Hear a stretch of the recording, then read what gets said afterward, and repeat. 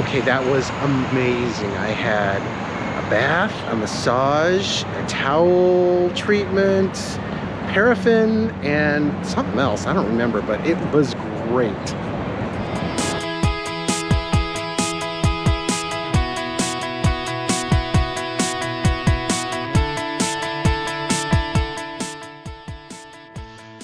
Texas is so big, I thought I would never get across it. But there sure is plenty to see along the way to Arkansas Hot Springs National Park, so I'll highlight a few of my stops.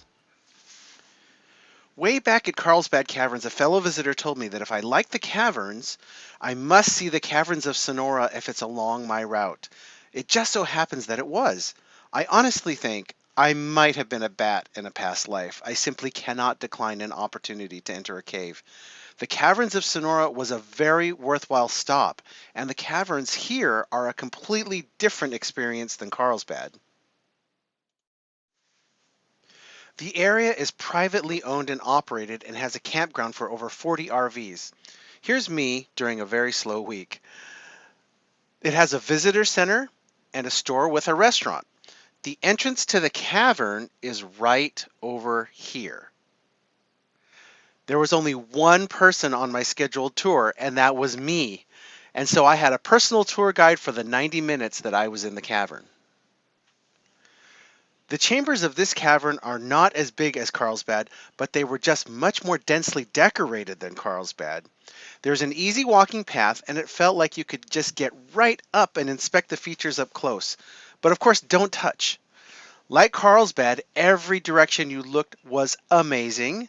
The cave was about 70 degrees but very humid. Also, no elevator, so you need to be able to navigate plenty of steps. I'm giving the Caverns of Sonora a big thumbs up. Waco, Texas hasn't enjoyed the best of reputation since the 90s, but Chip and Joanna Gaines seem to be on a mission to change all that following their hit show Fixer Upper on HGTV. Whether it's furniture, cars, buildings, or junk, reclaiming, reusing, and restoring things is important to me. So I had to see how this derelict property was restored. I was a big fan of the show, and of course, I had to stop by Magnolia. Okay, I'm on the grounds of Magnolia, and wow, this is beautiful. Food trucks, shopping, silos are over there, nice lounge area here. I mean, what's not to like? The old grain processing facility has been converted to retail space, and there's ample space for kids to play, a performance stage right here next to the silos, a mini baseball field, and food trucks. What an amazing place. Okay, the question is, can a gay man go in here and come out not having bought anything? We'll see. Okay, that was pretty cool. I only spent $123, and it was all on Christmas gifts. So I'm not going to tell you what I bought. You'll find out if you're on the nice list. The East Texas Oil Museum in Kilgore explains how discovery of the massive oil field transformed eastern Texas in the 1930s. My tennis buddy Craig suggested this stop. I was impressed by the animatronic and holographic interactive characters that described life in the 1930s down this Disney-esque immersive street experience. I also learned about what fracking is. So I'm learning new stuff all the time. Museums are always a fun stop. Crossing into Arkansas, they're proud of their hometown boy who became the 42nd president, Bill Clinton. The home where he lived from the time when he was born until he was 4 has been acquired by the National Park Service and has been turned into a museum depicting his early life and his journey to the presidency. This was a worthwhile stop and made me appreciate that even with very humble beginnings, anyone can become the president. I think we take this for granted. If you look around the world, this type of story is not true in most countries. Okay, enough lollygagging around. It's time for National Park number 44, Arkansas Hot Springs.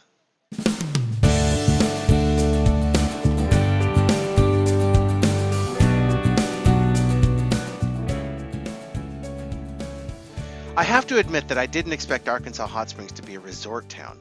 It really is a national park in an urban setting. Bathhouse Row, pictured here, was bustling with activity when I arrived, and for good reason. I happened to be here during spring break, so there were kids and families everywhere. The weather was perfect, about 60 degrees and sunny the entire 3 days I stayed. So here's the layout. This is Gulfa Gorge Campground, where I was lucky enough to get a reservation for the 3 nights. Believe me, it was packed.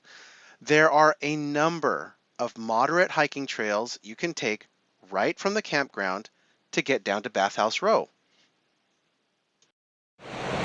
So if you want to head to Bathhouse Row and you're camping at Gulf Gorge Campground, there's a trail 2 miles long to get there, and it starts right here in the campground and goes right over to Bathhouse Row. Cross right here. The hiking is moderately difficult, particularly if you take the up and over the hill route to Bathhouse Row. The trails are well marked with interesting information about national park flora, fauna, geology, and history. I was glad for these displays because some of the routes were sometimes steep, and it was good to stop and catch my breath. Also, the visitor center on Bathhouse Row was under renovation, so I picked up a lot of park information just by hiking and reading.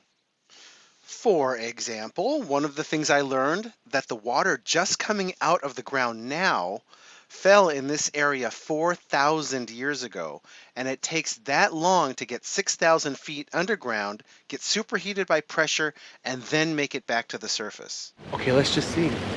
Oh yeah, it's plenty hot. Woo! I'd love to get in there right now. It's awesome. Experiencing this naturally hot water firsthand means you need to get to one of the 2 bathhouses.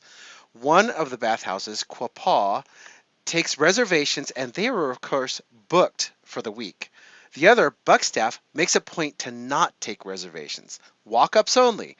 So you need to show up early in the day if you want to get in during busy times, like spring break. I am an early riser, so that was no problem for me. In fact, the morning that I was here, I showed up about 45 minutes early and made the most awesome friends in line. This is John, Amy, Laura, and Kim. The time passed by so fast because we were swapping travel stories and advice and doing a lot of laughing. Thank you, Laura, for suggesting I get the deluxe package. I was in here for 3.5 hours. Not to be missed if you're visiting Hot Springs National Park is the Hot Springs Mountain Tower. You can either hike there or drive there if you'd like a commanding view of the valleys below. You can choose to take the elevator to the observation deck, or you can climb the stairs.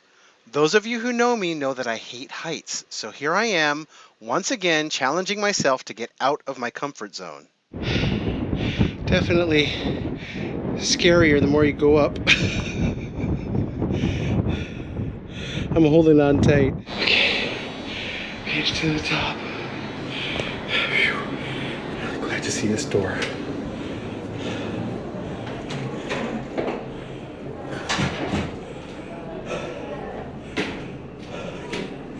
One more set of stairs.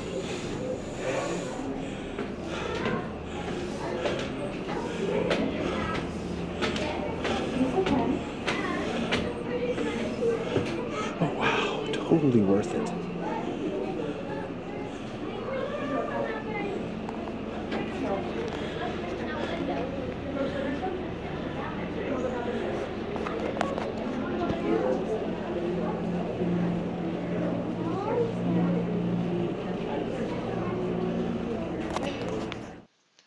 For more thrills and adventure, give the outside observation deck a try.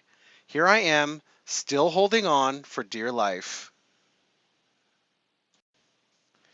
Now, before I say farewell to Arkansas Hot Springs, I want to shout out to my new friend Donna.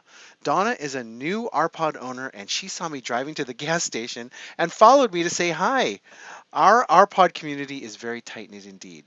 Donna is a local and told me about the best restaurants and places to visit in Hot Springs. Donna, if you're out there, yes, the Ohio Club served up the best burger I've had on this trip. Thank you. My trip is about 40% completed and I've covered over 5,000 miles so far. My next important stop is in South Carolina, Congaree National Park.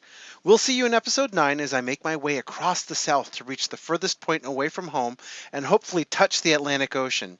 Everyone stay safe. Thank you so much for subscribing and we'll see you soon.